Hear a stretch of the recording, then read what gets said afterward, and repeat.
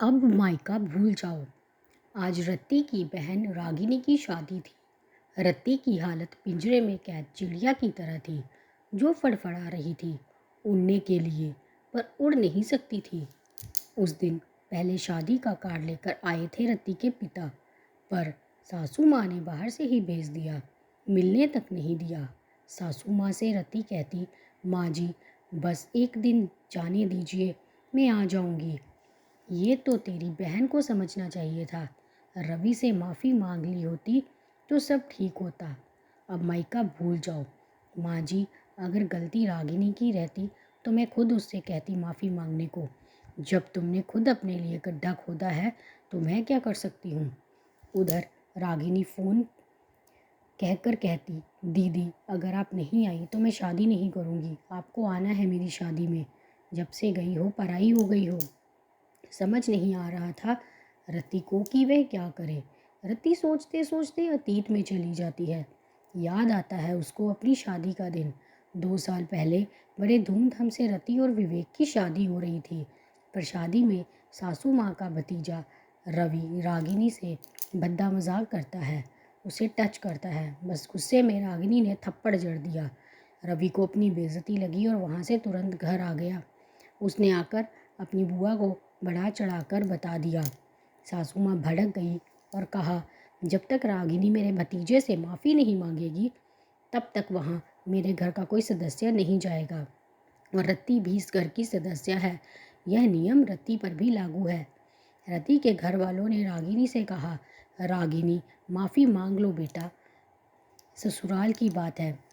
अगर मेरी गलती होती तो मैं माफ़ी मांग लेती, पर जब मैंने कोई गलती नहीं की तो माफ़ी क्यों मांगूं। रत्ती ने रागिनी पर माफ़ी मांगने का दबाव नहीं डाला। वह जानती थी कि रागिनी की कोई गलती नहीं थी। विवेक भी रवि को अच्छी तरह जानता था कि गलती उसी की है, पर माँ को समझाना मुश्किल था। उसे लगा समय के साथ सब ठीक हो जाएगा।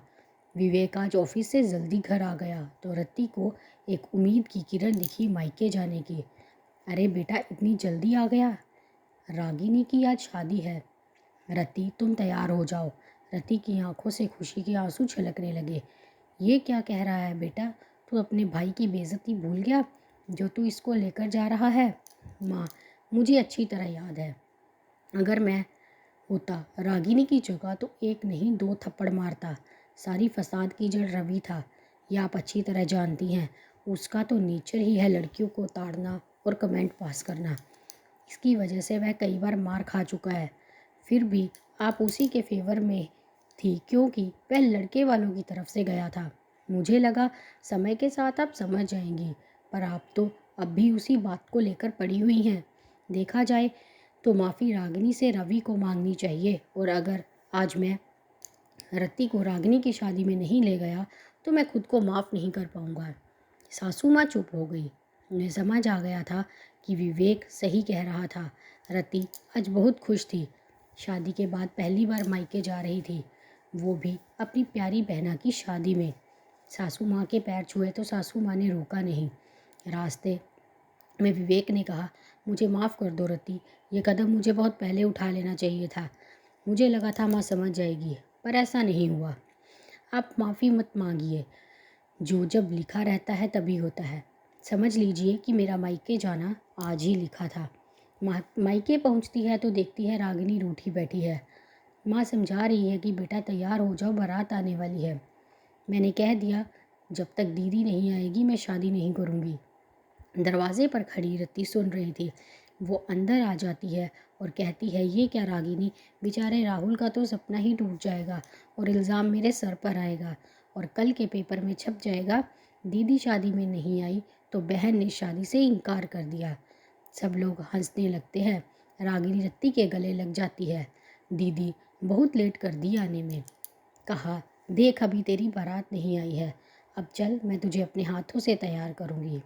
धन्यवाद।